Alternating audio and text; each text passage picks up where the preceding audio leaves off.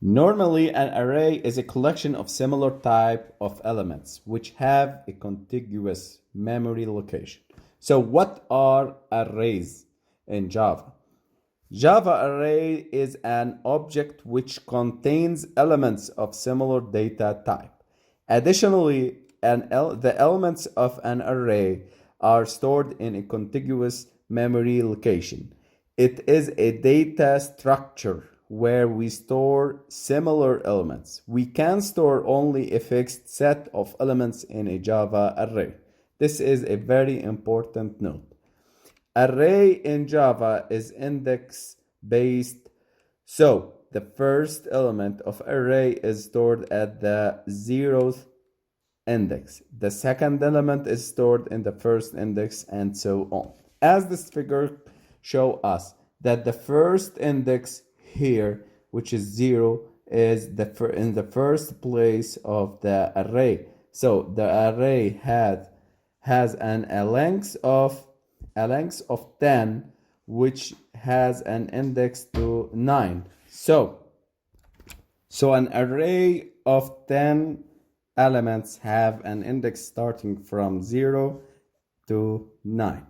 So to declare an array, we define the variable type with square brackets. String, this is a square brackets, and chars. This square brackets is the notation of array in Java. So we are telling the compiler here that we are going to create an array of strings of type string called chars. Okay, guys? This is the declaration. We have now a declared variable that holds an array of strings. To insert the values in it, we can use an array literal, place the values in a comma, separated list, not inside curly braces. Literal, we see the literal keyword in the strings, so we can put the type or the variable as it, and place the values in a comma, separated list, and inside curly braces. This is the complete declaration and creation of the array of strings. String array called chars, and I am here declaring and creating a literal variables for this array. The first one, Mercedes, BMW, Jaguar, and Honda. To create an array of integers, we could write, you need to guess it. Yes, we need to change the string and put the type and a square brackets and then the name of the variable. And we can make the variables here 10, 20, and 30. Now, we have created an array. Now, how we can access the array? You access an array element by referring to the index number.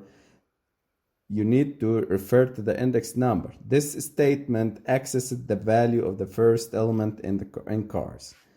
String, we have created this array, master coding Flutter Android, string array of type string and named coders.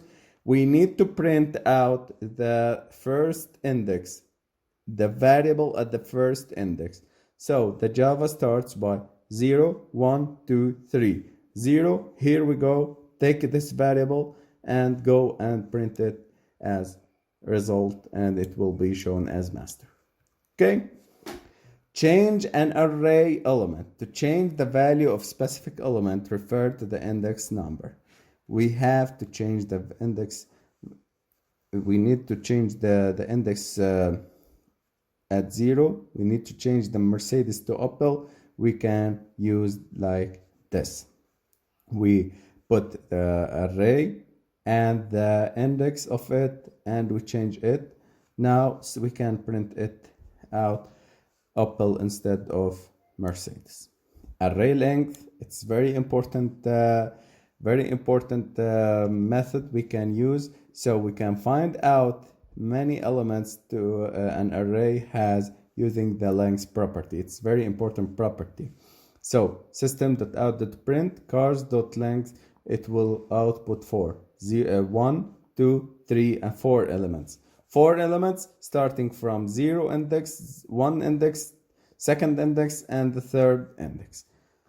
Loop through an array. You can loop through an array with the for loop and use the length property to specify how many times the loop should run.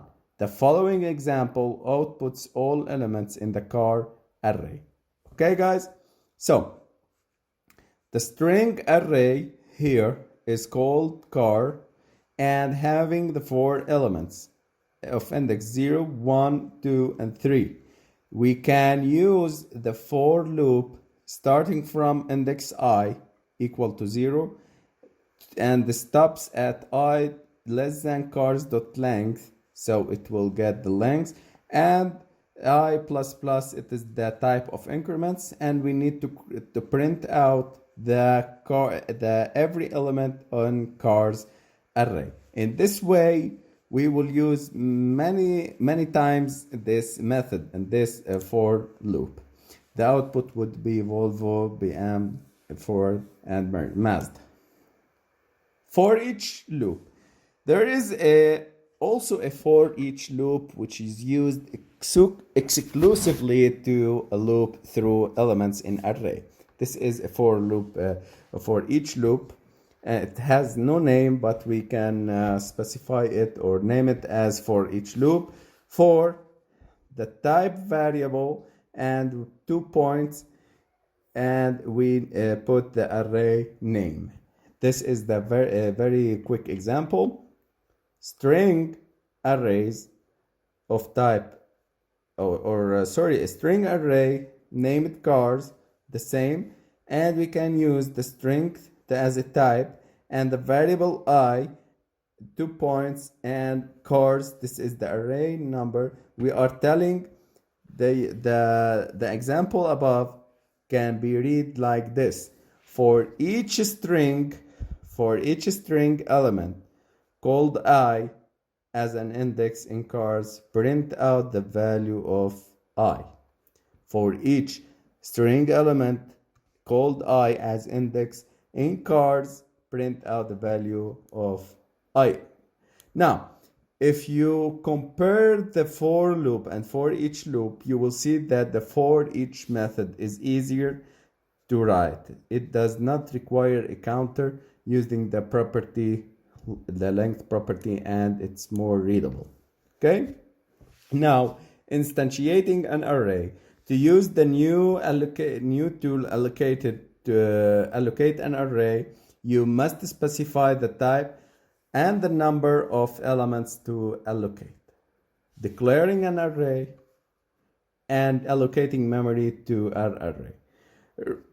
Suppose that we don't have the data of array, so we need to create an array by declaring first an array, and the second thing, allocating the memory to array, telling that the length of this array would be 20. Okay, guys? Or we can combine the both statement in one: int array equal new int array of length 20. This is very important. The array literal, as I told you, we can also declare an array literal in this way: int, and we have square brackets, the name of array equal new int and square brackets, and we have here the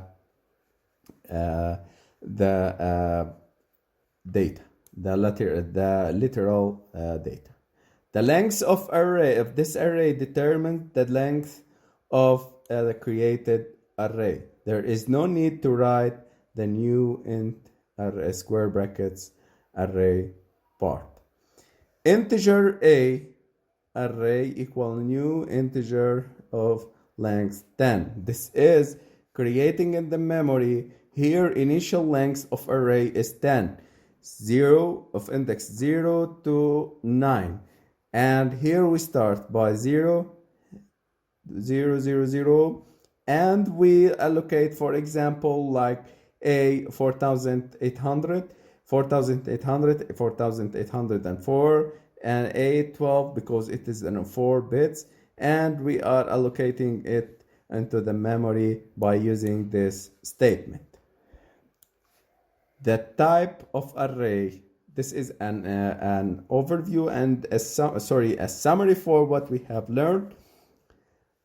Type of array, the variable name, the element type, and the length. This is the 4 things that we need to create if we don't have the data or initialized values of the array.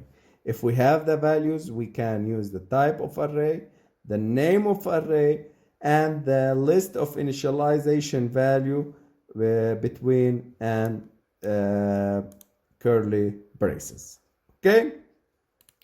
Next video we are going to learn about multidimensional arrays, and guys, don't worry if you don't understand. We are going to practice more and more, and we have a big part on the questions and the solutions and the exercises in the next video.